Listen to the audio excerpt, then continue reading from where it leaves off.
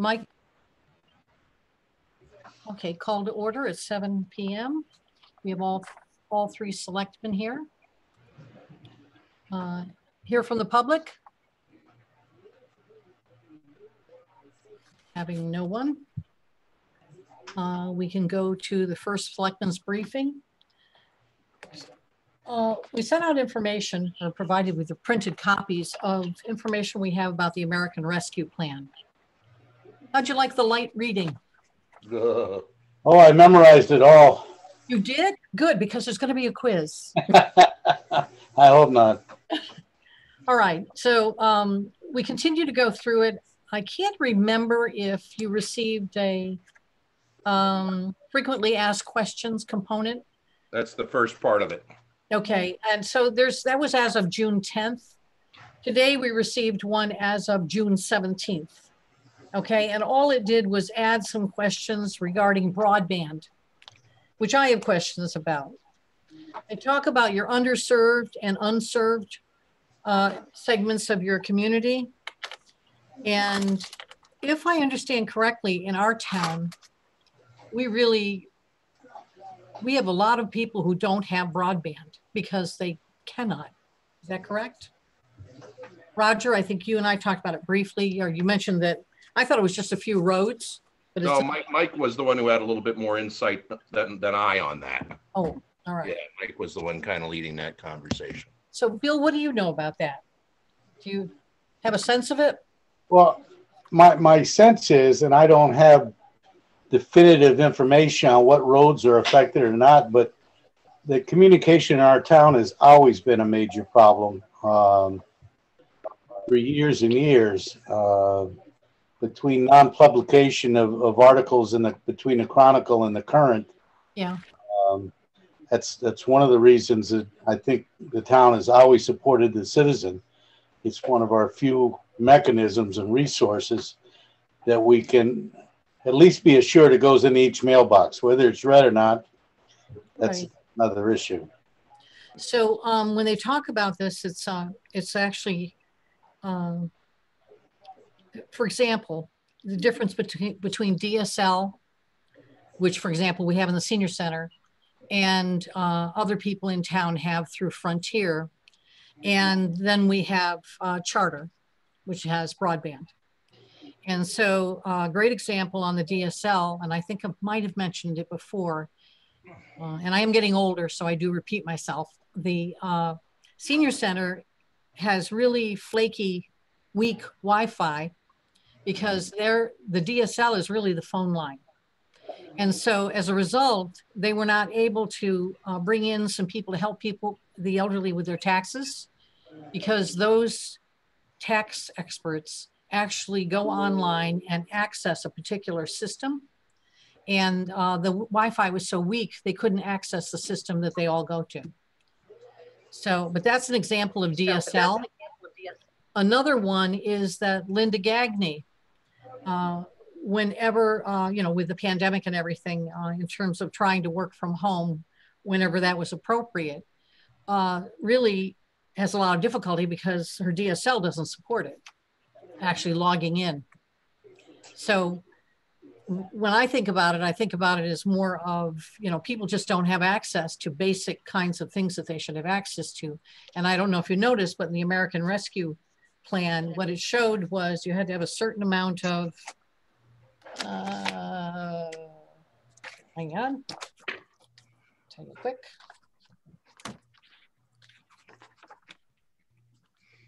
Is this in the June 17th? In the June 17th, what it added was, and I will make sure that goes out to you. Actually, we'll do it two ways. I'll send it out to you, but we'll also print it off and make sure it's in your mailbox. It's already in your boxes. Of course.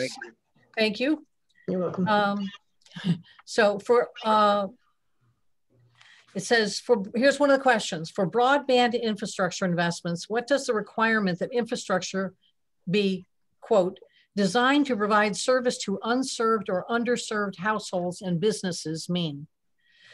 And it says, basically, It means prioritizing the deployment of infrastructure that will bring service to households or businesses that are not currently serviced by a wireline connection that reliably delivers at least 25 Mbps, and I don't remember what that stands for, download speed, and 3 Mbps of upload speed.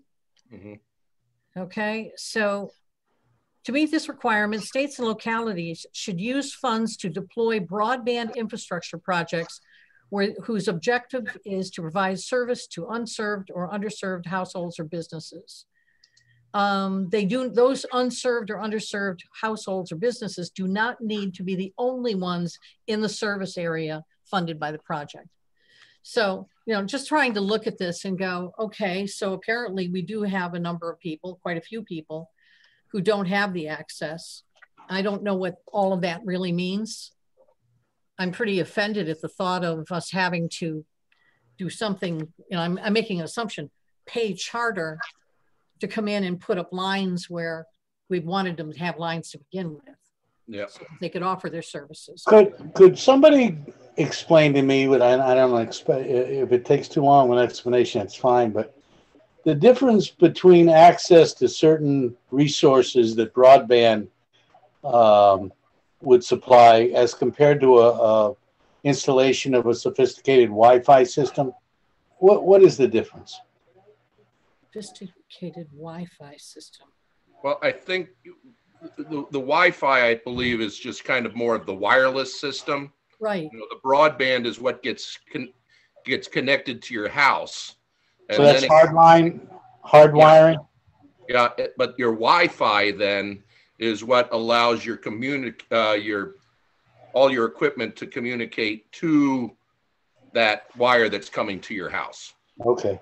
Broadband is what's delivered to your house. The Wi-Fi then allows you to run around without your devices connected into an outlet or. Gotcha. Thank you, Roger. I could not have done that well by any means. Mm-hmm. You'd think I would be able to with IT background, but I guess I don't have that kind.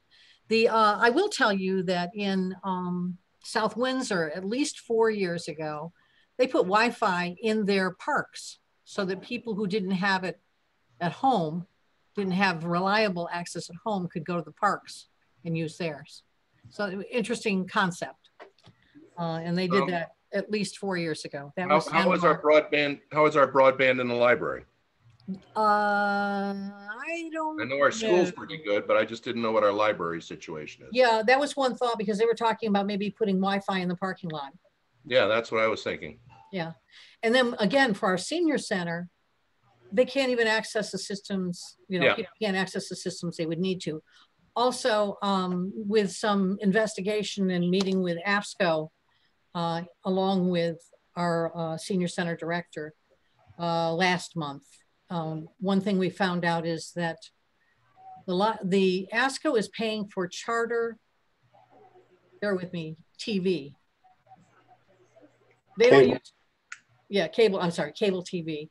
They don't use cable TV. It's used for movies that are directed by the senior center. Okay, that's a program they have where people can come in and watch movies. They have small groups come in, and they would like to be, have that taken off their bill, so to speak, and put on ours. The fact that our Wi-Fi is so weak over there, and they've got a whole DSL system, I would look at replacing all of that wherever, if possible, and maybe using some of these funds to do that. Mm-hmm. Now, remember, we're getting about 625 or so thousand funds in funds very shortly. And then we're getting another 625 or so about a year from now. Mm. We have to have our projects, whatever we're going to use it for, planned out by the end of 2024, completely planned out, and then actually use the funds by the end of 2026. So we have time. It's just there are some things that I think would be more short term that we should do in the short term. So what I'd really like to do is I'm going through the different categories, looking at different ideas people have had. I've reached out to social services, senior center. I'm reaching out to actually senior housing as well to understand if they have any needs over there in particular. talking with our emergency management director, talked very briefly with our fire chief, our new fire chief, and kind of looking at different options. So what I'd like to do, oh, I'm being joined from home. What I'd like to do is kind of lay out a high level, here are the categories, here are some of the initiatives that appear to fit into those categories. Let's look at them together, the Board of Selectmen, and look at what makes sense. Mm-hmm. Okay, just to get started. So one of the first ones I care about is, because of wanting to open up the town offices, is looking at our HVAC.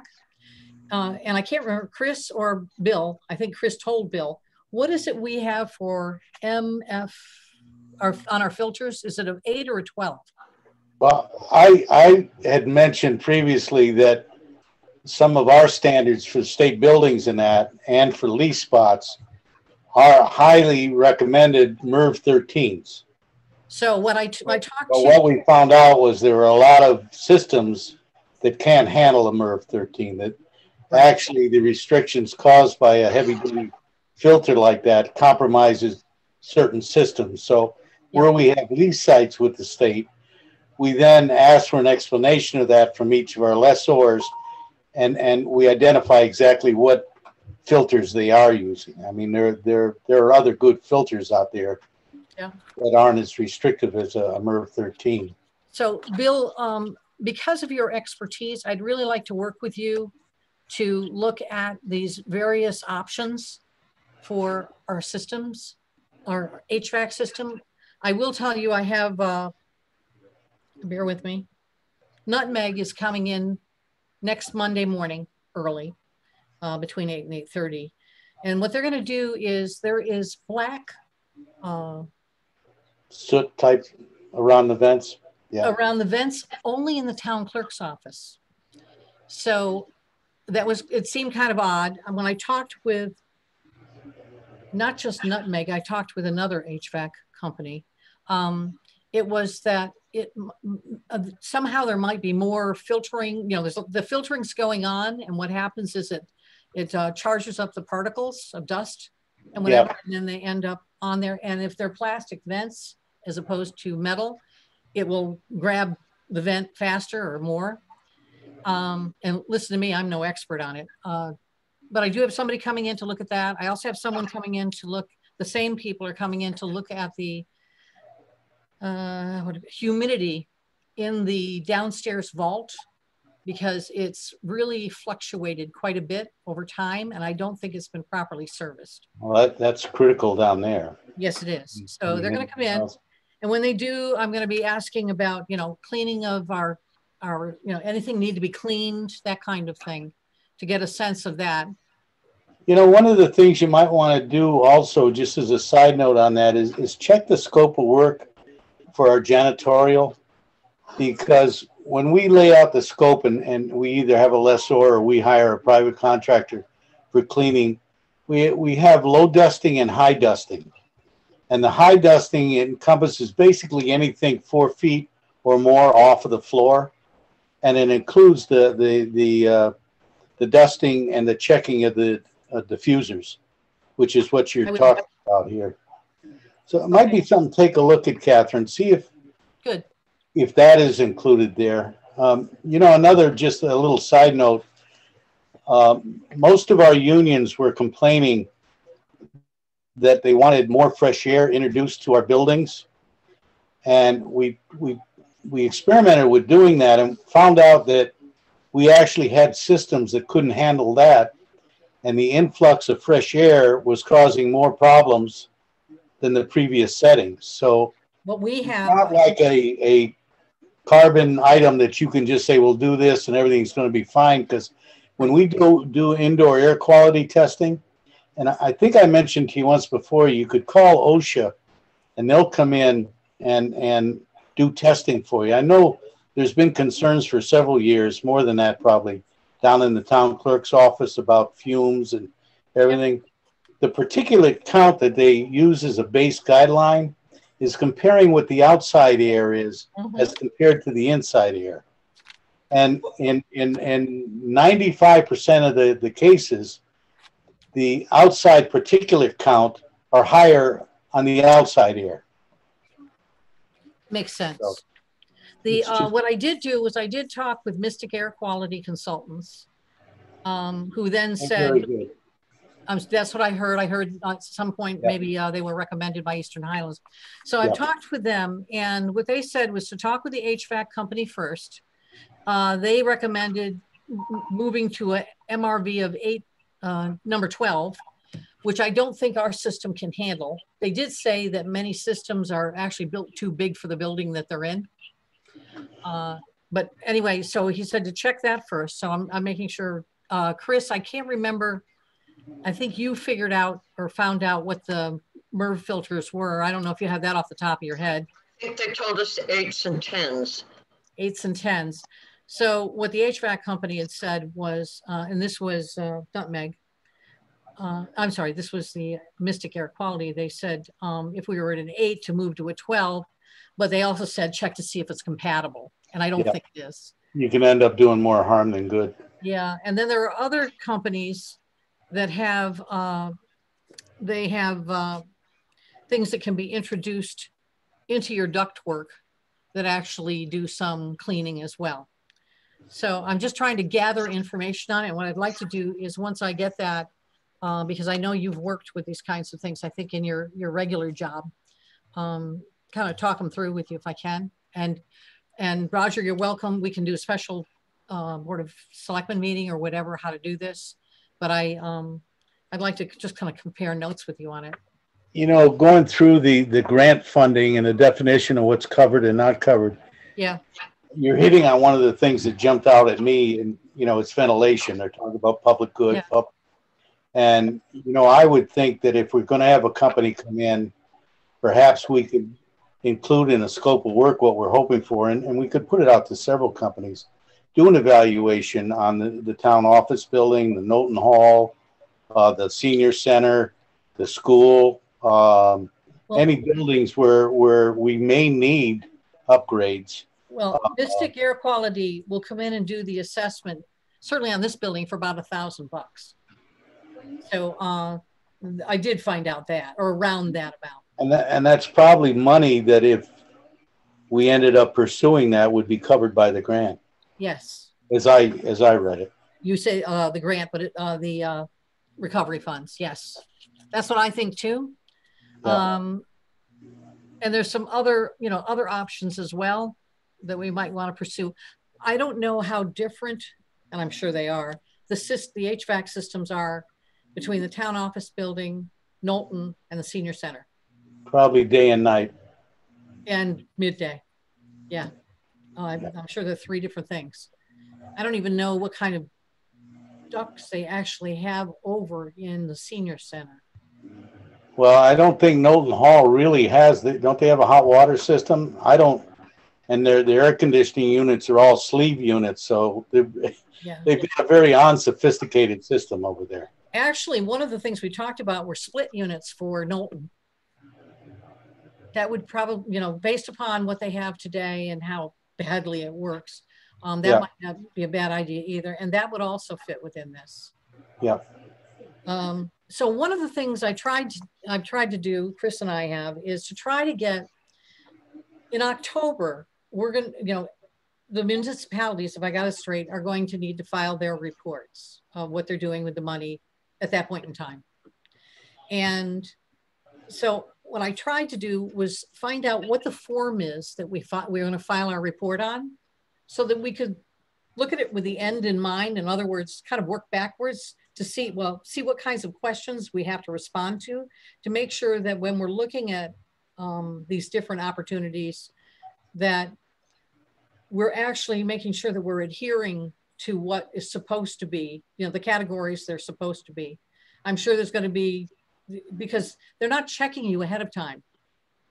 You go ahead and do it, and then you submit your report, and they'll tell you whether or not you met the criteria. That gets a little risky. It sounds like something the feds would do. Yep. Yeah, definitely. So I'm trying to find, what is it we will have to file so that we can see what kinds of questions they're going to ask. Catherine, do we know if there are any companies that are focusing in on putting this sort of application in for municipalities? You call it an application. We already have submitted the application and we're getting the money. So it's not so much I'll call it a form then. You know, I think as I read in the monies that are allotted, that we can pay for administration of some of this stuff. Yes, we can. And I'm just wondering if there are any companies out there that are specializing in assisting the municipalities in this endeavor. I'll try and find out. That was a thought, an initial thought. Companies that specialize in distribution, managing distribution or whatever. I wonder, Chris, what's the fellow that does our small cities grant, Peter Hutchins, is it? I wonder if he would know. We can check. Check with Peter. So in the meantime, what I'd like to do is kind of lay out a rough cut plan for us to kind of look at together. And one thing I am concerned about is that we want to reopen fully here. And that means making some more changes. And they'll be covered by this, but you know, how do I get it approved, so to speak? So what I'll do in the course of laying out this plan is at least have things that are initial things that I think are probably the higher priority to get done quicker, rather than later, sooner rather than later. Okay, thank you on the low dusting, high dusting. I hadn't thought of that. Well, quite often we'll go into a spot because we by statute, one of my staff, we have to do annual inspections of all 200 leases that we have throughout the state. Good. And you go in and the carpets will be fine, the tile floors will be, you know, it looks like everything's maintained. But when you get up to the high dusting, that's not, and you don't do it anywhere near the frequency you do on the low dusting. Right. But it is critical that it be done. Yeah. Another thing is is the technology to support hybrid meetings.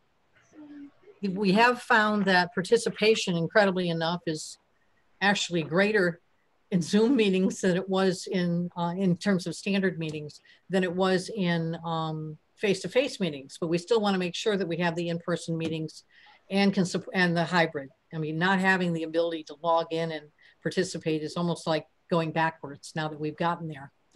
So that's something I think we should look at too, because I'd like to get us back to being able to have people come in and be in person as well. The other thing is the people who, I've always felt that many people don't come to join the meetings when we were having in-person meetings because they have to leave their kids to come for a 7 o'clock meeting or bring their kids or whatever. It's much easier for them to just log in. I also remember not too long ago attending a mid-NEROC meeting. And in the course of it, they were talking about couldn't wait to get back together for face-to-face meetings, but they do it in a garage in one of the towns well, I guess there's a little conference room or something in the garage, and you've got to drive there. Okay, and that night I happened to have a 7 o'clock meeting and a 7:30 meeting. So, you know, some meetings you'd like to be able to do where you can just dial in. So, all right, so that'll be the general plan for that, if that works for you. And then what else do we have here? Okay, next, hear from boards, commissions, committees. Hearing none. Acceptance of minutes of regular meeting of June 7th, and then the special meetings of June 8th and June 9. And those meetings were associated with union negotiations. So moved. So moved for the first one, the regular meeting. All. Okay, that's Bill. Okay. All in favor? Aye. Aye. Opposed? Abstained? Motion passes. Thank you. Special meeting of June 8th. That's the one where we met here. So moved. Second? Second. All in favor? Aye. Aye. Motion passes. Thank you. And then the special meeting of June 9th when we met with the union. And Roger, you were not at that particular meeting. No. So moved. A second by me. All in favor? Aye. Aye. Bill and me. Thank you very much. Motion passes. Okay.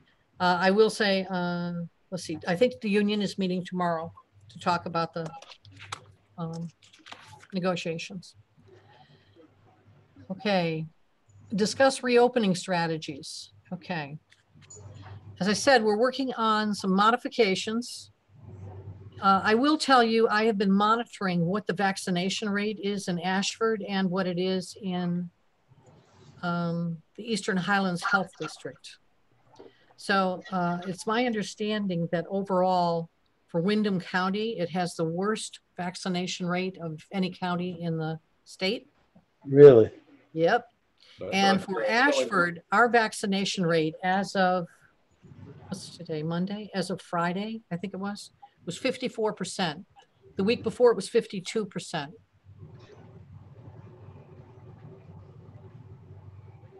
And people who've had their first shots is 58%. So again, it only went up 2% in terms of people being fully vaccinated in a week. I guess that's progress. Eastern Highlands, their vaccination rate as of Friday for everybody fully vaccinated was 48%. That's overall, all the towns that are supported. And then for their first shot, it was 53%. So, yeah, and we know that there's certainly some variants coming. We're hearing more and more about it. So we're just trying to be aware and try to put in place things that will keep everybody reasonably safe. Catherine, when you're talking to Eastern Highland, is there any talk about those that have had COVID and the antibodies? Are those figured in the numbers anywhere or no? No, I haven't seen anything particular to that or specific to that. What I have heard is we've got about what, 230 confirmed cases? We have. It's interesting. The Chronicle says that we have 233 or so. We actually have 247. Okay. So I contacted the editor and he said he gets his numbers from the governor's office and they're confirmed cases. I get information from Eastern Highlands and the government website, the state website. And they both say 247 cases, 4 deaths. Okay. Yeah, that number I could take it for granted had some accuracy from the Chronicle. I should know better. Well, you know, and they said those are the confirmed ones, confirmed by the governor. And I'm thinking, okay, but I'm still going with 247. Also, one of the things that's been interesting is we have found that people are not coming here at night. We're in particular case, and we have a little bit of an issue with it, is and I'm here till 7 on Wednesday nights and later. And what we found is no one's calling at that point. We put it on the front page of the Ashford Citizen. So we had our hours at 11 to 7 on Wednesdays. I had them pull them back this week to 10 to 6 because we also found that our employees, it's not that easy to change your cycle where you're getting up at the same time, but then you're working straight through, basically, coming in later, but you're pretty much doing whatever. And we did find that our town clerk is so, what's the word? responsible that she was actually in here early answering the phone, which would confuse the public in the early hours before the office was supposed to be open. So what I'd really like to do is go with 10 to 6 for a while. I'm here till after 7. If people call, I'm going to know. But people are calling to make appointments during the day. They're not really looking to come here at night. Well, how many weeks did we try at the 11 to 7? This is the 3rd week. So we tried it 2 weeks and switched? Yeah.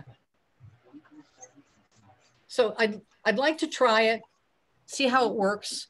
The point is that people who, if they call and make an appointment, we'll be there for the appointment if they need to have an appointment that's late. We're also finding that people really just want to pick up whatever it is and go, or drop and go. No one's looking to kind of hang around. I think they've gotten accustomed to being able to self-serve. And one of the things we have talked about is having now I forgot what the name of it is. Something that holds pamphlets. Chris, can you help me? Actually, I should ask my husband. He fills in the words when I miss nouns. You call it a kiosk. A kiosk, yes. That will hold pamphlets and things and put it in the main, down in the foyer.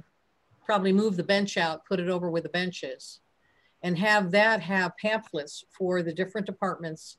You know, you're changing your car or you've sold a car, whatever, or you bought a new car. What do you have to do? Those kinds of things. They've already put quite a few of those things out on the town website, but we want to make sure that people don't go to the website can get the information. So anybody who comes in here can get it. We can put some of them outside on occasion so that people can get to them. So anyway, I would like to let them work with 10 to 6. Now they're here before that, but the hours for the public are 10 to 6, and then see how we go. Couple of exceptions that we have already are the, bear with me, our military guy. Gary Brown, Veterans Representative. Right.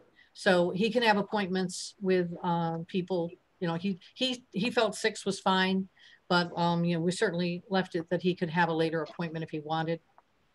And let's see who else. I mean, my personal preference, particularly if we print hours in the Citizen, is that we at least give things a month to see how they work out. Well, I can tell you that what happened is we had people working here that petered out. They started making mistakes with their work in that last hour, and actually we're having a great deal of difficulty. I know because they spoke to me about it. So if we're going to do that, I'd rather go gradual than go, you know, it hit them. Well, I think I'm just saying, I think when you put hours into the Citizen, people, whether they need it that week or the next week, that's what they're going to rely on. Well, we can change the hours in the Citizen. Right, monthly though. We have the new Citizen coming out. Yeah. All right. I mean, my suggestion would be any time changes, and I appreciate you running it by Roger and I first, but any time changes be put into if we're going to make a time change, put it into the Citizen first. I don't think you have to get into an elaborate explanation, but right. I think you made it clear the last time that we're going to try this. Very good. Thank you. Will do. Okay. The Howard Road noise complaints. Okay. So the last thing I heard was from 2 residents, and they said that they had complained to the police and it got better, a bit better. I called a couple of them today and I haven't gotten a response back yet, but it sounds like maybe it's a bit better. The ones with the shooting, the firing of guns over on Kitterbrook, I talked to the real estate person. Bill, I believe you did as well. Yes, a couple of times. He did indicate that there's been retaliation after going out and putting signage up on the property he's trying to help sell. that at least one of the people who's shooting guns put up a sign that says no trespassing on their property. And what this has done is it's created a situation where it's getting difficult to sell the property because people are going, why do you have these signs like this? What's going on? In addition, I asked about the owner giving permission for the people to shoot towards her property where it goes onto her property. And she said no. And their trees have bullet holes in them that are on her property. So that tells me that the bullets are going onto the property. Bill, did you happen to, when you were there, did you look, is there a berm or anything that catches bullets or any kind of block? I did not go out there, Catherine. I understand that there's a target, some sort of a formal target set up, but I don't believe there's a berm or anything. And not only was apparently Mr. Johansson and his friends shooting onto that 22 acres, they also removed some trees off of that area. So the person who can really make something happen with these guys is the real estate agent and the owner. They should call the police.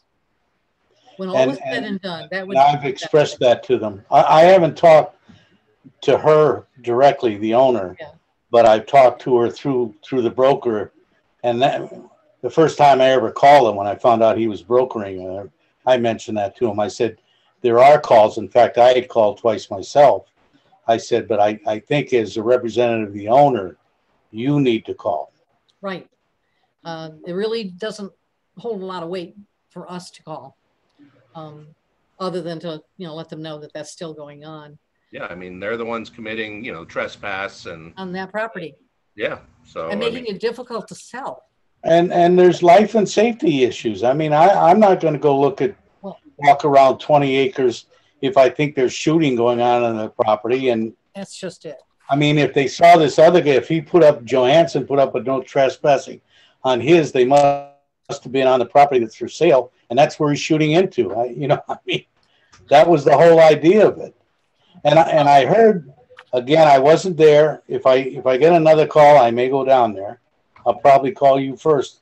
That would be nice. Catherine. Thank you. But I've heard they're using very high-powered weapons. We actually heard back from someone who is more knowledgeable about weaponry than any of us, and that person thinks it's a 9mm. That's not. What I heard over the phone. It's not a 9mm. Down Pumpkin Hill Road sometime. Everybody shoots everything out here. I heard on 2 occasions over the phone, I have a 9mm. It was not a 9mm. Oh, yeah. Okay. All right. The other thing is children, the real estate agent mentioned this, is that a few doors down, there are kids, and they tend to go out into that field. So that's a safety issue for them. They shouldn't be going out into the field, but the reality is they may be doing that. No, I've heard from Paul Canavan, who happens to abut, the Johansson property, and they have a pool back in that range. They won't even let their son use the pool. I mean, and I'm told that a number of neighbors around there, when that shooting, and I can't blame them at all, is going on, that they won't let their kids out. Mm-hmm. So this is not really a noise issue. This is really a safety issue. I look at it as a life and safety issue, and that's and they should call the police. Yes. Call DEP. Yep.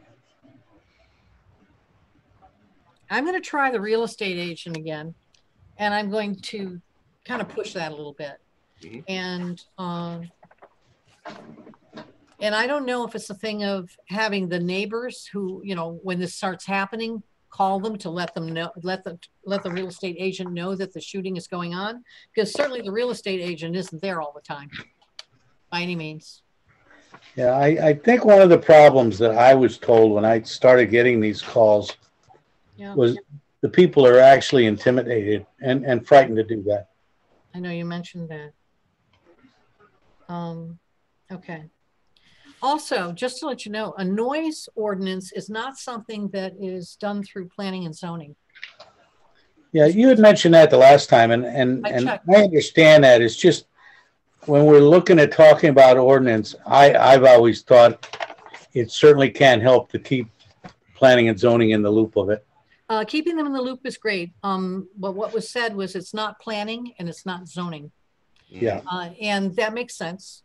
So it's really more of, I think more of a board of selectmen. How was it put? I think it was, falls under municipal body. So just to let you know that. But everything we've been talking about really doesn't constitute a noise ordinance and what have you. No. We're dealing with safety. So why are we talking about noise the only thing that does constitute anything about a noise ordinance is what's going on at Howard Road. And no, because he's made threats, he's been intimidating. Good, good. You know, so I'm just saying, and that's he has been issued a fine or two already. Because I mean, I've always looked at as a select person, our number one issue is life and safety. Absolutely. Exactly. And so that's why there's some regular conversations with Troop C. They have employed a different tact in dealing with the person who is doing this. It's my understanding he was issued a citation. It will just get worse for him if it continues, and it does appear to have subsided a bit, knock wood. I won't be able to tell you more until I get an answer back from the people that live there. So, but I did hear from Lieutenant Palmer. I was wondering if we could ask Chris to maybe check with CCM, and do they have a booklet on towns that have the firing of firearms in residential areas? Do they have ordinances that we could use to take a look at? We looked at those, and the only thing we really found were things covering gun ranges. That's the only thing that's, excuse me, in the firearms regulations and statutes. Right. Nothing covers private, go in your backyard and shoot at a target. Right. Because I understand that there are state statutes, and I'm looking right now. We looked at those. I had pulled some samples of stuff, but that there are regulations on distances. And that's DEP, and that's kind of mentioned under hunting requirements. Right. From any home, you know, certain 10 acres of minimum acres of land. Right. You know, that's all comes under hunting regulation. Just hunting. But why don't we all try to do? I know I came up with a couple of towns, not necessarily directly in our area in the district, but that do have ordinances that address this sort of thing. Why don't we all put our heads together and for our next meeting try to see if we can come up with proposed ordinances and take a look at them. Maybe we could have town council look at it. So you're saying that you have seen other towns that have something about firing guns? That's correct, an ordinance. That is more stringent than what the state has? Yes, more specific. I mean, the state's excuse is every time, and they've been very cordial, and the 2 times I've called them, they've been responsive. Yeah. And I've talked to both of the investigating officers, but they say we need an ordinance, that their hands are tied because they can't identify any specific state statute that's being compromised. You're saying Troop C is saying that? Troop C, yeah. I mean, a few years ago, I was over at a friend of mine's house, and we were shooting behind his house quite legally. And a neighbor who's always kind of had issues with my friend, you know, called the police. We had 4 cruisers come down, and they kind of, you know, reviewed everything. And then they told us that we were not committing any illegal act. We could continue shooting. They just would appreciate if they could go back to the neighbor and tell them when we were done, how much longer we would be shooting. And actually what I had heard is that, that I can't remember where I actually saw it, was that it would be good practice for anyone who was doing that kind of shooting to go over to the neighbors and let them know that they were going to be doing it. Yeah, unless your neighbor's it's just good neighbor policy. Neighborly. I mean, you know, the calls that I got were either on a Saturday or Sunday, and they went on for 2 or 3 hours. Mm-hmm. And I mean, that's, There's gonna be jerks too. I'm just saying. yeah. And I won't quote any names but I did have one person mention to me that one of the friends that were over at this person's house doing the shooting was also a trooper. I can't prove that. I didn't get a name or whatever, but that was said to me. Interesting. Okay. Yeah, let's put our heads together. Whatever you can find, whatever we can find, that would be good. I'll get you something. I'll send it. I'll email a copy. I know I. Good. Thank you. Okay. All right. Going down to executive session to discuss pending and potential litigation and to protect the town's collective rights and interests relating to the lots that comprise and are known. I will move that we add that. Move that. No. No, you may not want to. Don't move yet. Okay. We don't have anything new to update you with. Okay. Never mind. So, is correct, Chris? Yep. So we won't need to move that. Thank you, though. Okay, discuss the proposed Tremco House project. I've received no response from Robert Hurd. So there's no change in the status. We have $2,500 that the Historical Society put up in this fiscal year. And, well, I'm assuming this fiscal year, and $2,500 from the capital improvement plan. Now the capital improvement plan, it'll continue on, you know, whatever we have. But I'm just letting you know that's what we have. I think I don't remember.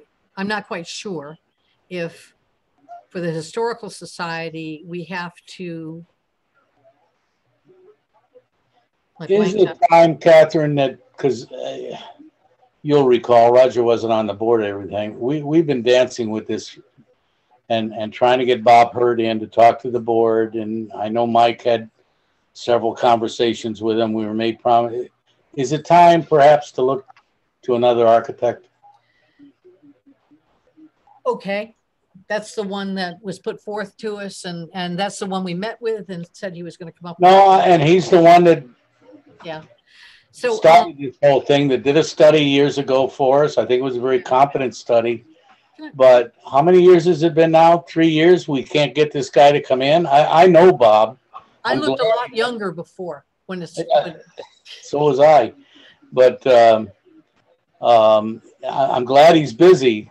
But I'm getting the feeling there's something more to this than we're realizing. Can I just ask a question about this? Has there been any? Why? Was the Ashford Academy ever seriously considered for this type of purpose? No. It was talked about unofficially by the board. Yeah. And it was always poo-pooed, from my understanding, by the historical, saying it couldn't happen. But did the board? Historical Society always pushed using the Tremco House. So some of the issues with the Tremco House are, first of all. Hey, Chris, what we're talking. Sorry. The outdoor lavatories. The privy's still there. It is. The three-holer is still there. Yeah. Oh my God! Yes, it's a. The two-seater. Landmark. Three. I mean, this was written up on an historical paper, huh? The three-seater. It's still there? Yeah. I went by there twice. Oh, your screen froze, Bill.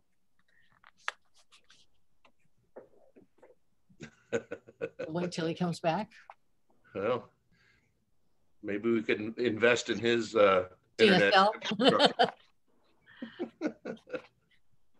You're back. Good. So we'll check, but you know, it's a much bigger facility. It's the Tremco House. I mean, the plan was to have like an upstairs, and Who's going to be able to, you can't make the ADA That compliant. upstairs, it's not ADA. It's not even at a No. point it could be modified. What the original plan they wanted to do, they wanted to build an addition onto the back of the Tremco. But that's where, Environmentally, air controlled, in a type of a library atmosphere like you're talking about, like we have in the vault. And my recollection is we were talking about several $100,000 at the time, and there were restrictions on in encroaching on the wetland in the flood zone behind it. So exactly. that's why there were fallback plans. Well, let's walk through this thing instead of running. Let's get the building to a point where we can at least maintain it from going downhill anymore, which I think we're off to a pretty good job with that. Yeah, it develops mold every year. Yeah. So now it hasn't. But it's never really made sense to me as a museum piece. It didn't make sense as an office. Bill. I had an office in there for 3 years, right? So anyway, I don't know what to say about this other than I think we ought to think about, I don't know if you want to call him Catherine or whatever, and just ask him, say, Bob, you know, we've got money set aside. We can't do the entire, that's all been explained to him before. Yeah. Do you really want to be involved with this anymore? I mean, it's getting embarrassing. Okay. Yeah, can I say something? One of the problems is going to be that everything that he's done over the years is proprietary. So we would have to start from scratch. Well, maybe it wouldn't be that building. Yeah, yes and no. But that's what we're going to have to evaluate. And I think that's what we wanted him to do. But we've got some money. We're willing to put some time and effort in there. We need somebody professional to tell us what we have to do. And he apparently doesn't want to do it anymore. All right. I'll give it one more shot with him. Sorry to put you through that, but I think it's time to draw a line in the sand. So in terms of even looking at Ashford Academy as a potential, for that potential use, you know, where the Historical Society can keep artifacts there. The Arts Council could conceivably have shows there, that kind of thing. That really hasn't been talked about too much, right? It's been talked about, but it's as Chris mentioned, and I think I mentioned earlier, it's been poo-pooed by the Historical Society. Well, the town owns the buildings. If I remember, until they kind of threw their hands up and they didn't want any part of the painting or anything else when we did restoration up there just to maintain the building, we didn't even have keys to it for a while. I don't know. Do we still have keys? Really? Yeah. We have keys. Okay. There was a while we couldn't even get keys for it, Catherine. Okay. All right. Moving on to new business. Ratification of resolution relating to Affordable Housing Plan Technical Assistance Grant application. You've received information about, what's the piece here?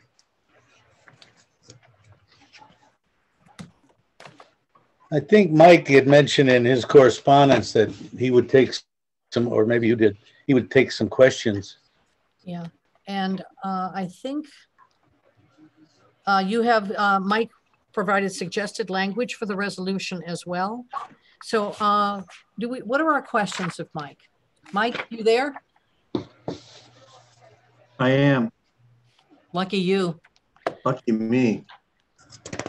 Okay, so it sounds like we could get up to $15,000 or $15,000 in a block to potentially to do our affordable housing plan. Right. Yep. It's a 15. Sorry, I'm just ending the Ashford Conservation Commission meeting. It's a $15,000 award, so there's no match. So it's a flat 15,000. There are 33 towns that will ultimately get funded, so it's a first come, first serve, sort of try to get your foot in the door type deal. Mike, is there any downside of this? Maybe I'm not that trustworthy of the state for some There reason. is absolutely no downside. There's no strings attached. Nope. This is the second round of funding. There were 30 towns that were funded previously. We have a statutory obligation to develop this plan. So whether we get the grant or not, we still have to write the plan.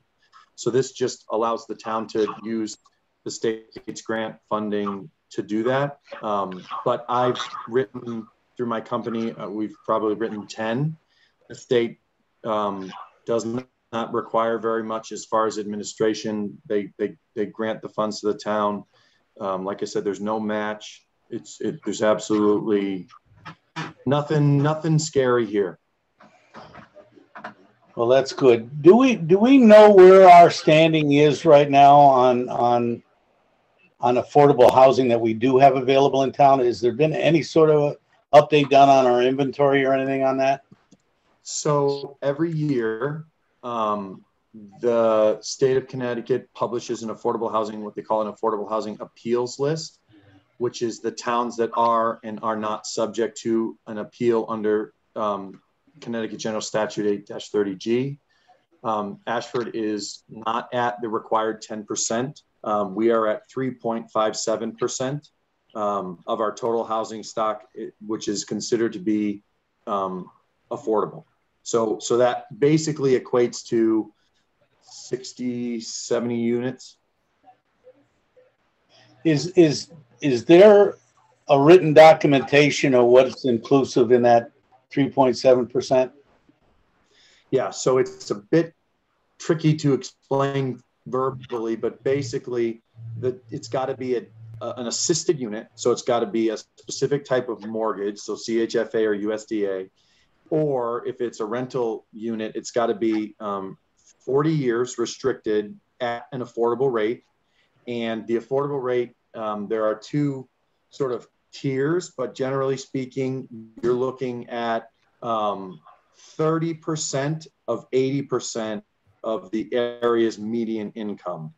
So, if you use 100,000 as a baseline, you can kind of do the math, but it's got to be tied to that. So there's no market rate, and it's for 40 years.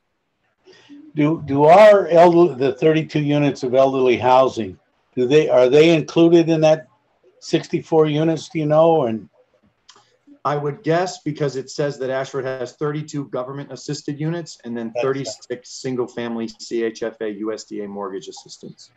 Okay. Do the apartments that we have figure into that at all, Mike? Or so they don't count towards the 10% that we need. So they're not contributing to the 3.57% that we have. They very well may be, and I don't know this, there may be apartments in town that are within an affordable limit, right? Let's say affordable is $1,000 a month. There may be housing units that are less, but if they're not deed restricted, they don't qualify. So you'd refer to that as naturally occurring. But if in 15 years, Ashford is jamming and these guys can get $5,000 a month for it, they're going to move that market. They're going to move that rent up with the market. And so they don't qualify even if they're below that threshold now. Got you. Do you have anything to add, Jeff? Yeah, Mike, thank you for the update that way and answering Bill's questions, because I would have been hard pressed to do so. I just want to remind the Board of Selectmen that the current level, or the last that I knew, out of 169 towns, 131, I believe it's 131, or was it 31? I think it was either 31 qualified or 131 did not qualify at the 10%. So again, it's not a number that is, we're not in a lower tier or anything like this. We're just trying to pedal as fast as we can and as best we can to meet the state's requirements when it comes to 8-30, the statute for the plan for affordable housing. And it will take us a number of years to get to the unappealable level of 10%, because no one's running to Ashford to do development of affordable housing. And if I understand correctly, we have to have this plan in place, or actually submitted by the July of next year? End of June 22, yes. End of June 22. Okay. So to me, it sounds like this is, we can, originally we were thinking, okay, you know, maybe we could do something for about 4,000, but in fact, we have 15,000 to work with. We can maybe do a more robust plan. And the taxpayers don't have to pay for that. Where before we were going to take it out of, it was actually being taken out, it was going to be taxed. Yeah, I'm thinking we can tax Mike with a more robust plan, as well as, and I have a couple of questions for him that I haven't even broached with him, such as if we were to use some of those funds to update our POCD when it came to affordable housing information, would that fall under there? We'd have to figure out a way to finesse it. A couple of towns tie it together. Yeah. Yeah. A couple of towns have done it. We're working with that. Actually, Old Saybrook, we're finishing that up now, and they've rolled their affordable housing plan into a POC, a residential development POCD update, because depending on the way it falls, you need to do the affordable housing plan every 5 years. You need to do a POCD every 10. So if you can get the affordable housing plan done on the half-year mark, it then will fall into line with the POCD, and you can kind of include it. But we may be able to do that. Certainly, part of what this plan will do is inform that all that work. Whether or not we can roll it into an amendment of the POCD, I think we can figure something out. There's a small side. Again, that 10-year is that's the drop dead piece. You can update your POCD on a regular basis. Your only requirement is every 10 years. You need to do that. Yeah. So from like a demographics perspective, if your POCD and your affordable housing plan track with the same data, it makes a lot more sense. So I think we could probably, for example, in Tolland, the affordable housing plan is part of the residential chapter. So perhaps we can just take this plan as an amendment to the residential portion of the POCD, so we can incorporate them together. There may be some way to make that work. Yeah. That makes sense. Yeah. You don't mean to put you on the spot. Thank you, Mike. Yes, and you wouldn't want to be updating your POCD only every 10 years because it's a nightmare to do when you do it that way. You want to keep it as a living document, I would like to think. Right, that's always been our intent. It's just time and pandemic kind of kicked in when we were just starting to get some headway going, and that kind of stalled things. So we'd like to keep going and get it updated. I mean, I also think there's some concerns. I know I've been approached by a few of our residents about discussions that are going on about the state taking over all local P&Ds. Somewhere down the line, we're going to have to address that and clarify what that really means. So, but right at this point, this is a requirement of the state, is to at least put together this plan. So do we have any more questions about this? Are we in a position where we want to ratify this? No, Mike answered my questions. Did you have any questions, Roger? No. Well, what's POCD stand for? Oh, Plan of Conservation and Development. Thank you. And I think there's a copy out on the town website. And in fact, what we can do is we can print off a copy for you. And as it is, I think there are some things that are in the Plan of Conservation and Development that we've already made some headway on. So, and I will tell you that what Our Town, Our Future wants to come to our next meeting, and they will be referring to the Plan of Conservation and Development as well. The only thing that I want to add, just for the purposes of the fact that this meeting will be recorded and put on YouTube forever, is that the affordable housing plan that we're developing, this is not approving anything. This does not make any projects happen. This is not, this final step that's going to result in all these massive changes. We're not making regulatory tweaks.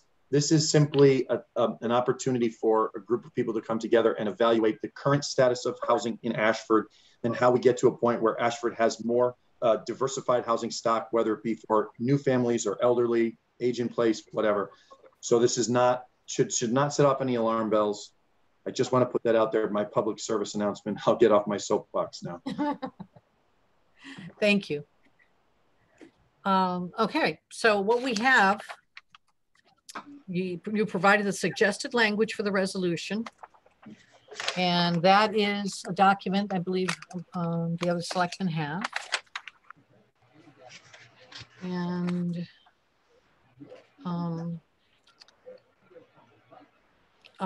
would you like me to read it out loud for whoever's on here? I've got it in front of me. I don't know if anybody else needs it. You got it in front of you too, Roger? Okay. Yep. So does anybody want to make the motion that takes this language and makes it the resolution by the Board of Selectmen? Sounds like we got to do it, so I'll make the motion. Thank you, Roger. I will second Roger's motion. Okay. Any more discussion? All in favor? Aye. Opposed? Abstained? Motion passes. Mike, thank you for putting this together for us. Sure. And for clarifying this. Excellent. Okay, next thing on our agenda is, where are we here? Boards, commissions, and committee appointments. There is no change. We don't have any more people unless you guys have somebody to put on these boards. On the Commission on Aging, yes. Do we have to make reappointments? Do we have any idea whether any of the people whose terms are expiring the end of the month want to be reappointed or anything? I called Carol McCarthy, who's the chairman, and she hasn't gotten back to me, so we'll have to carry it over to July. Okay. And there's one open seat that has to be, if I read this right, has to be filled either by a Republican or unaffiliated? Yes. And what would be the term on that? It's a 2-year term. The 2-year term? Okay. Interested in any of them, Paul? Could you say that again? Like you I were was asking if Margaret was interested in any of them. Oh, Paul. Oh, Paul. The answer is no. Oh. All right. He's still waiting for Loud and the clear. chairman of the rec committee. Yeah, exactly. Okay, tax refunds. I don't think we have any, do we? None tonight. Yep. The next one, review and act upon acquisition of Everbridge mass notification system. I believe you have, as part of your packet, you have information about Everbridge. Ralph, I know you're probably pretty familiar with it, and Roger, you may be as well. I'm not sure in terms of the capabilities of Everbridge, but you can send out messaging to the public through various mechanisms. I'd actually, you have something there that talks about what the cost is. If I understand correctly, I did confirm the cost today, and I talked with an Everbridge representative. And what I'd really like to do is just discuss this, not necessarily act on it yet, if that's okay with you, because I'd like to make sure that we're pretty comfortable. I think we need really a communication strategy, which is a mix of mediums for our communications with the public. Yes, we have the Ashford Citizen, which I love, but it's monthly. It's not necessarily timely. We have our Facebook page, which is not well followed. We have our website, which is, I find it cumbersome, even as an IT person, to try and find things compared to other towns. But we do have that.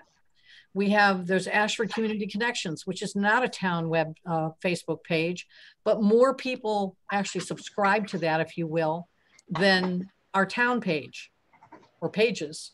We have a animal control page. We had an emergency management Facebook page, but I think that that's going away because we're really using our town Facebook page for that. So we also have a Twitter account that hasn't been used. And there are other kinds of accounts you could have. In the case of Everbridge, that allows you to do texting out to the public. You can send emails, you can send phone messages. But the thing only is, to those sorry, subscribe, right? But only to those that so subscribe, and they have to subscribe to it, correct? That's the trick. And it's my understanding that a number of years ago, we tried to get people to subscribe to this. Mm-hmm. Now, when I talked with Everbridge, they do have strategies you can use to get people to do this. They're a little more refined than they used to be. And what I will probably be suggesting at our next meeting is, one, I would like to come up with a general communication strategy to share with you for you guys to vet. Okay. And then if in fact we were to use Everbridge as part of that, then it would be a 1-year contract. What they had offered before was a 3-year contract. And I confirmed that what they quoted us for last year, around, what was it, around June of last year, when this was explored before and then just dropped because things were changing here in the office, so to speak, was the amount in total for a year is $4,624.69. Whose dog is that? That was Pippin. And He's Jeff, saying hello to Chris. And Jeff, ours isn't squeaking his snake toy. Anyway, so if I were going to suggest, I'm sorry? Nobody's barking at that other dog. I will probably suggest that we do this for a year, but have a strategy in place for how we're going to get people to sign up.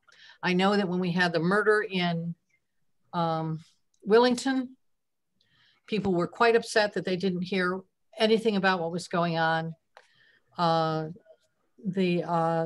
Also, when we have storms, I'm putting information out on Facebook, and I know it's not getting to everybody by any means, that, you know, roads are closed, or, you know, an entire section of the town is out, that kind of thing. And I do talk with EverSource.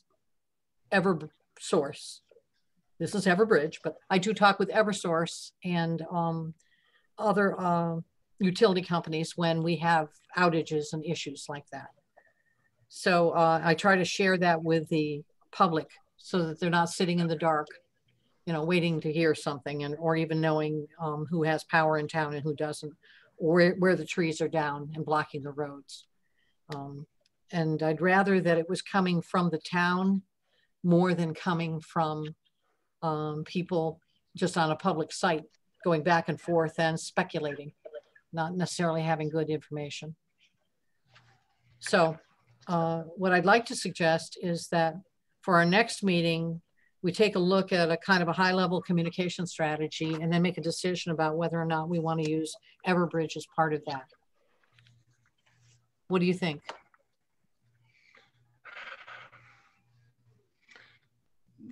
You doubting Thomas, you. I'm looking right at you, Roger. Bill's talking, but his speaker's off. Yeah, I'm sorry. Thank you. I was curious. Do you think that these funds may be one of the things eligible for us to use the money that's coming in on? That's what I was going to bring up.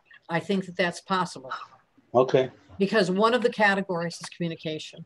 It's communication of everything from testing sites, for example, for COVID, to vaccination sites, to you know, other kinds of supports. Well, I noticed somewhere in that Bible you gave me there, it did reference communications, and that came to mind when this may be an avenue that we could utilize some of those monies on. And it's a small amount out of a big bucket for this. And really, we have to really look at how to do a good approach on it to get people to sign up, to have them feel comfortable. I think one of the things that got in people's way is they're concerned about giving their personal information out. And so it has to be done right. Okay, so I'm going to assume it's okay to come back for our next meeting with that kind of information. Yep. Thank you. Okay, and now the next one, discuss and act on request for Town of Ashford support of transportation and climate initiative legislation to be considered during the 2021 special session. And that has to do with Long Island Sound. And you have that information in your packet as well.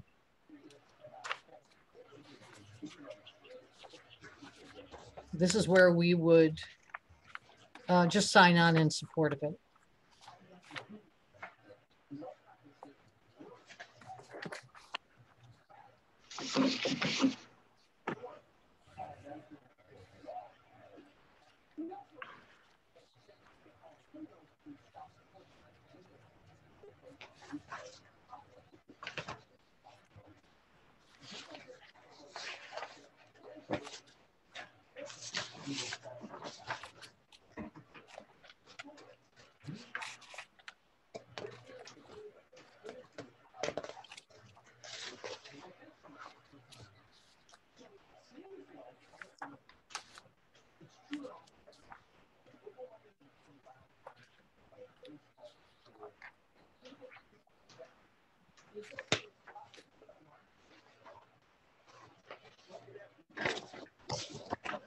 So what's being asked is to sign our name to a letter today to show our support and urge our state government to act on transportation and climate initiative during their special session.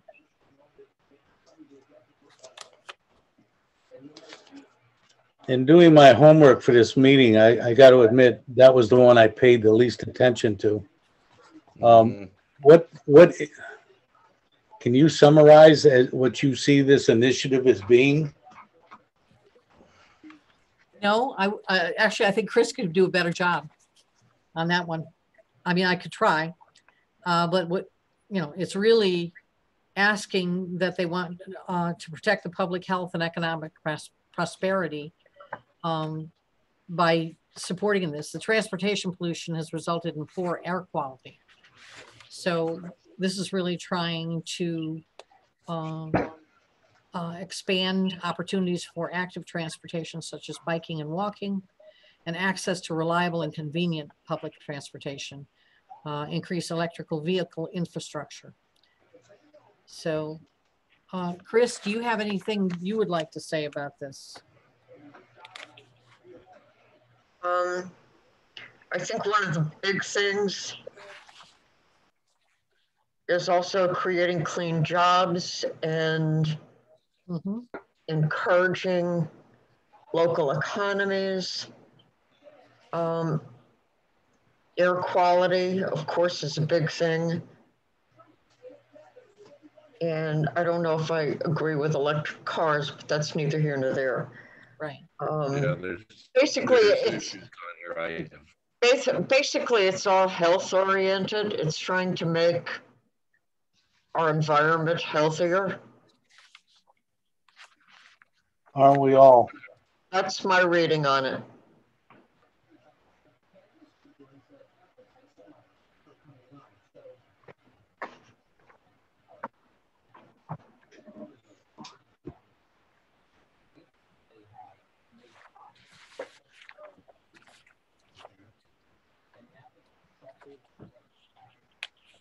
And in this one, Chris, would it be me signing the letter? How would that be done? Signing for the board, probably. Yeah.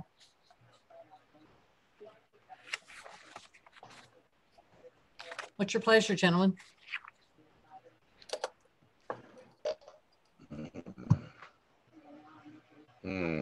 It's merely to get them to talk about this during the special session, I believe. Yeah.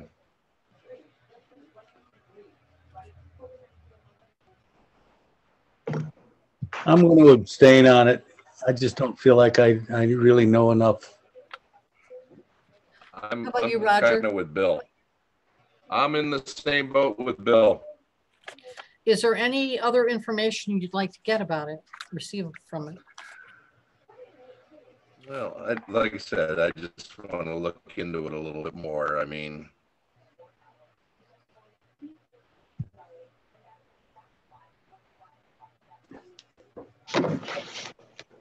Okay. When is the special session? Chris, do you know? I think it started last week. I thought it was ending already. This week, I'm not sure. This is a special one, not a regular one.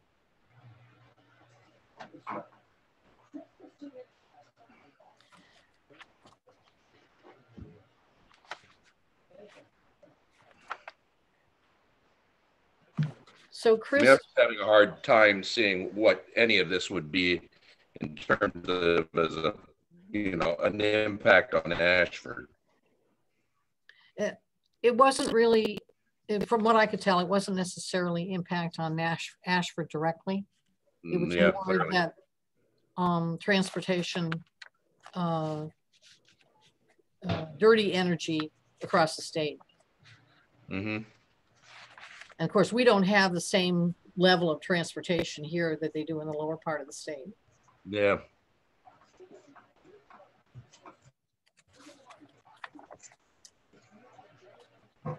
But again, we're going to pay for the rest of the state. Out of one pocket or the other, Roger. I know. I know. Working in downtown Hartford for years, since we put in that bus system with New Britain, and watching empty buses go back and forth hour after. I mean, it was a great thing. Sounded wonderful. It was federal money for the most part, but they're empty. Well, in Hartford, don't they have more electric buses now, or? They're still empty. They have empty electric buses. That they're paying. I would imagine they're empty right now because most people are trying not to use public transportation. I'm talking about pre-COVID. Yeah. They're all empty right now. Yeah. Yeah. They were empty 2 years ago.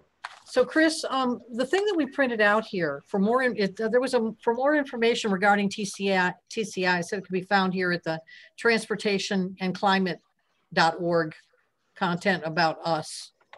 Is that the thing that got printed, or is this just the letter that they would like us to sign on to? This is the letter they want us to sign on to. The letter is attached to the email, and it's, what is it? To the Connecticut, it's headed, or Connecticut General Assembly, dear Connecticut Senate and House Legislative Leadership. Right. That's the letter. And then there was the Transportation and Climate Initiative page that I printed out. Yeah, and so that's from the website about us. Saying what this organization, what their focus is. Do we have any idea of how CCM feels about it? Did they go to CCM? I have no idea. Look at that. When does this special session end? Anybody know? Don't know.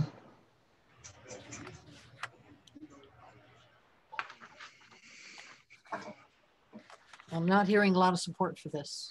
Mm-hmm. I'm hearing a lot of mms. And abstains.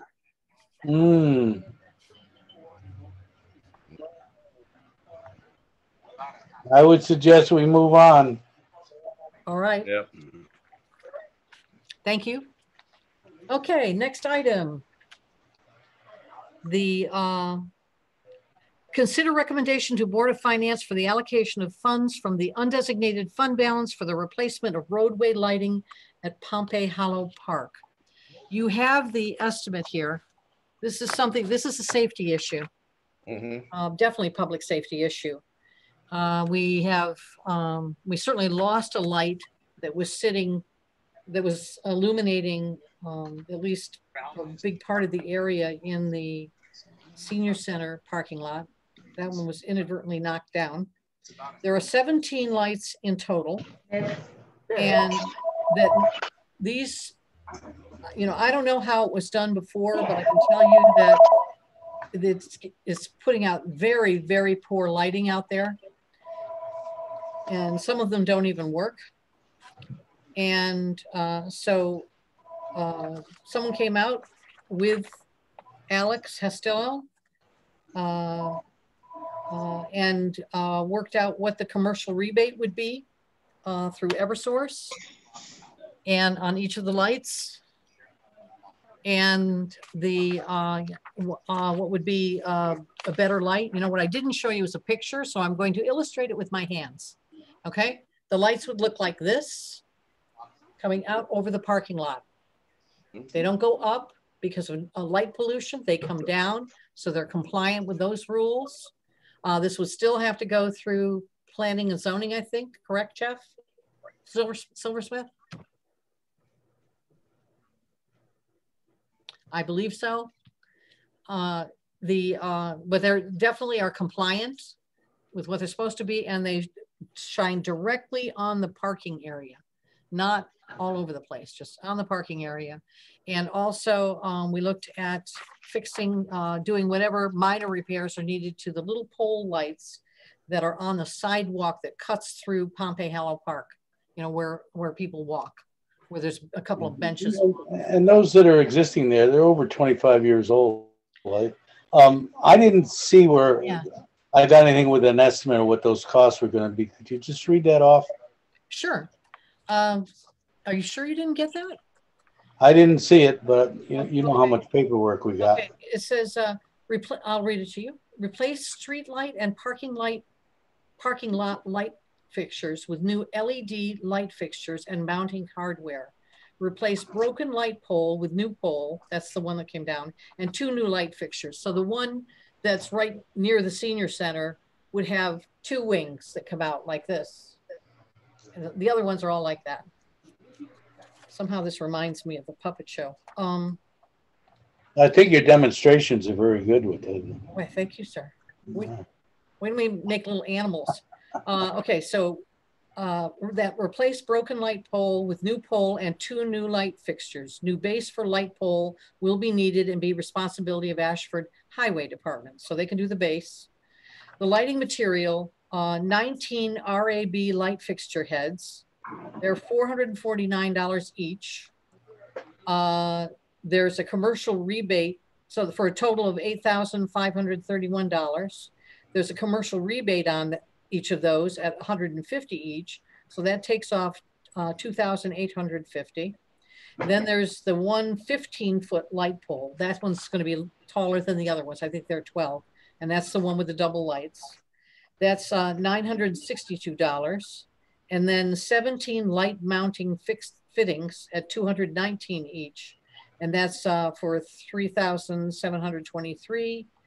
Electrical permit fee determined by Ashford Building Department. Because this is for the town, there would not be a fee.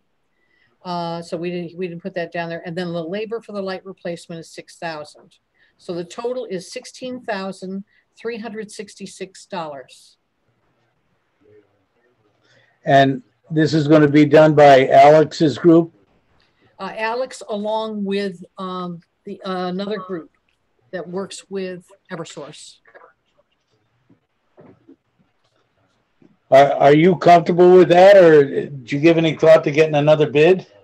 Not on this one. What I did do, this isn't the first time that Alex has, gone out and done an estimate for what is needed. And I don't know how the decision making was done before, but I can tell you what got put up there is not really viable. And this needs to be done. It needs to be done very soon. What we're doing is we're trying to open things up. So we literally want to make sure that people can get, the people going to the senior center, they will be going there at night. Oh, I am not questioning the need for it. I think we should have done it 10 years ago. I'm just questioning whether or not, I mean, it is approaching $20,000. We should get 2 estimates. I'm a little reluctant only because I know Alex has been working with us and has been really went to a lot of effort to make sure that we got the best deal on this. So, and he would be doing part of the work. So, and he is our regular electrical guy. So I don't know where I would go for the same thing other than to one of electric. I know that Eversource has another division that does this work. And what you do is they go and do the work, then submit the bill, then we go for the rebates. In this particular case, we get the rebate up front. So we don't have to put up as much money. Yeah, I may be wrong, but I think when we originally installed those lights, we were working with federal grants. Yeah. It was a requirement. We get 2 or 3 bids on everything, but I don't have a problem with the project. I think it's probably, like I said, over needed, and I also look at it as a life and safety issue. So if you're comfortable with not getting another bid, I'll certainly support that. I am. Like the path so they can go get their COVID shots. Could we get it approved under the American? You're breaking up there. Your voice is breaking up. And the other part of this is going to the Board of Finance for the funding, because this is from the undesignated fund balance. I know they don't want us to go after the CNR, and of course, so I'm also looking at if there's an option to be able to use monies from the American Recovery Act for this. Is there any monies left over in DPW? Do we know? No, we actually went there first, and we don't have our total for the year, the final total for all the departments, because we're not at the end of June yet, and it'll take a while after that as well to make sure we've come up with, how much is really left over, if anything's left over in our total budget. As much as we monitor it, you're not going to know until, at least the end of July. And I'd really like to get the lights done. I will make a motion that the Board of Selectmen recommend an expenditure of the amount you stated, $16,366. Yeah. Either from undesignated fund balance, or if there are adjustments made at our end of the year accounting, that either this money or any portion of it could be attributed to that. And I would like the motion to cite that the Board of Selectmen considers this a life and safety issue that needs to be addressed promptly. Would you be uncomfortable making a friendly amendment that maybe made it so that it wasn't right to the penny here, and maybe made it $18,000? I have no problem with that at all. Thank you. I'll second that. All in favor? Aye. Aye. Motion passes. Thank you. Okay. Catherine, I tried to Google the special session. Yes. And the only one I could find was on marijuana. And that's behind us already. I don't see anything else scheduled. All right. Well, we got this on the 14th. So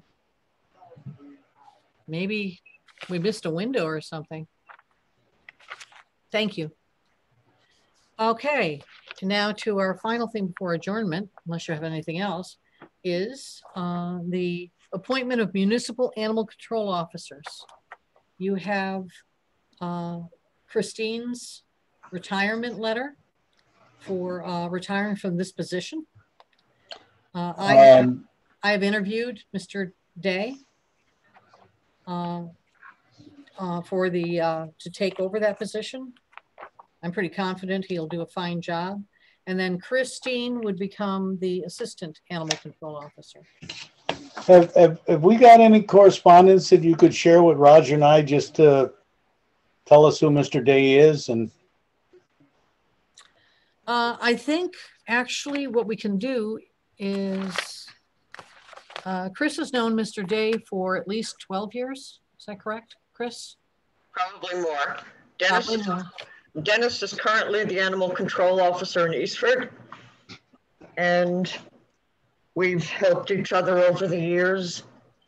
So Dennis also has the required training that the state mandated a few years ago. And Dennis is more than qualified to carry on. First of all, Chris, I appreciate your efforts over the years on behalf of our control officer. I remember the times when that one of the main things on our agenda week after week. Having problems with. Thank you very much for your service. I'm getting some feedback from somebody. Yes, can everybody put their phones on, whatever, on mute while he's talking, and maybe we can deal with that. I will too. I don't know why we're getting the feedback. But anyway, thank you, Chris. And as you know, I have a member of our family that wouldn't be here unless you had twisted my arm a bit to take her. And she's become a part of our family. She's a good dog. He is a good dog, but don't tell her that. There, go to her head. So I can tell you. I always thought with Catherine, with appointing or supporting Mr. Day, and I have no reason to question Chris's references, and I've heard of Mr. Day. I just typically, before I support appointing a public official, I like to see something in writing from them, verifying they have an interest in the job and giving me an address of who they are if I wanted to check up on them a little. I will take your and and Chris's word on this, but I do like that, and I think it's kind of important that if somebody's interested in a position with the town, that we ask them to give us a brief description of why they want it and who they are. Yeah. Okay. I will waive that in this effect because I've read Chris's letter and I appreciate that. But and Bill, your point's well taken. And I'll make sure that the policy in the future. I'd appreciate it. Yeah, your point's well taken. I'll make sure that that happens. Okay, so is that a motion? Yes. Do we have a second? Roger? I think Roger's screen is frozen. He's suspended on a motion. We're going to wait a second for him to come back. Does he have DSL?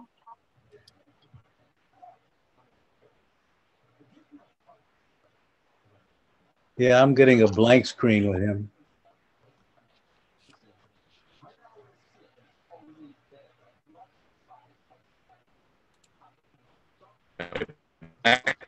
I heard him. So Bill made the motion. All right. Is that a second? All in favor? I second. Okay. All yes. in favor? Aye. I would say that this is in a little ways with regret because Chris, you've done such a fantastic job. You are well known in the area as the animal control officer. So thank you. You're welcome. Okay. And the crazy cat lady. Do we have a motion to adjourn? So moved. Second. All in favor? Or automatic? Aye. Aye. Have a great evening. You too, folks. Good night. Good night.